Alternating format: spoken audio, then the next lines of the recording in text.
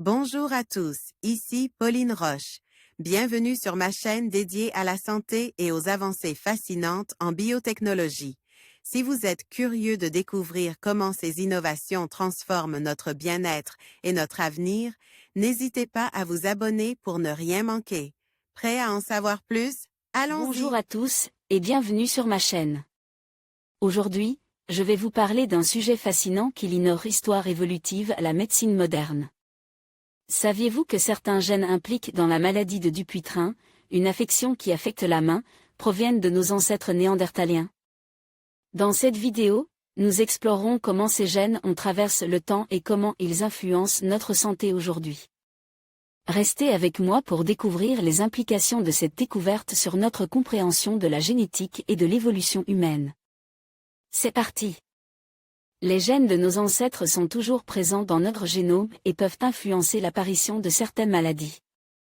Des chercheurs pensent que des gènes hérités de Néandertal sont impliqués dans la maladie de Dupuytren qui se déclarait après 60 ans. Chez de nombreux Européens, la maladie de Dupuytren entraîne une contracture irréversible et douloureuse des doigts, surtout l'annulaire et l'auriculaire, qui rend la main concernée inutilisable. Très fréquentée dans les pays européens, avec près de 30% des Norvégiens de plus de 60 ans touchent, elle est pratiquement absente des pays africains. Une particularité qui lui vaut le surnom de « maladie des Vikings » et qui a mis les scientifiques du Karolinska Institutet sur la piste de l'homme de Néandertal. En effet, les Européens ont hérité environ de 2% des gènes de l'homme de Néandertal alors que cet héritage est absent des populations d'Afrique subsaharienne ou des populations d'Asie qui, elles, gardent les traces de l'homme de Denisova. Et si les gènes impliqués dans la maladie de Dupuytren étaient un héritage de l'homme de Néandertal? Pour le savoir, les scientifiques en comparent le génome de personnes malades avec celui des personnes saines et essayent de comprendre leurs origines. Une partie de nos gènes est héritée de l'homme de Néandertal. Tom Björklund, un facteur de risque génétique hérité de Néandertal. Le ou les gènes directement en question dans la maladie de Dupuytren ne sont pas formellement identifiés.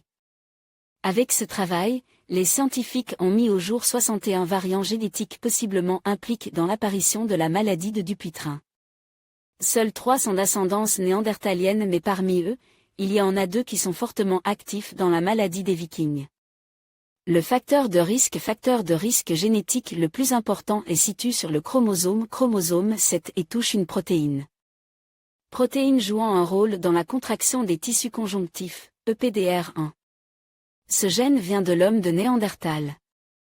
Cela signifie-t-il que nos ancêtres souffraient eux aussi de cette maladie?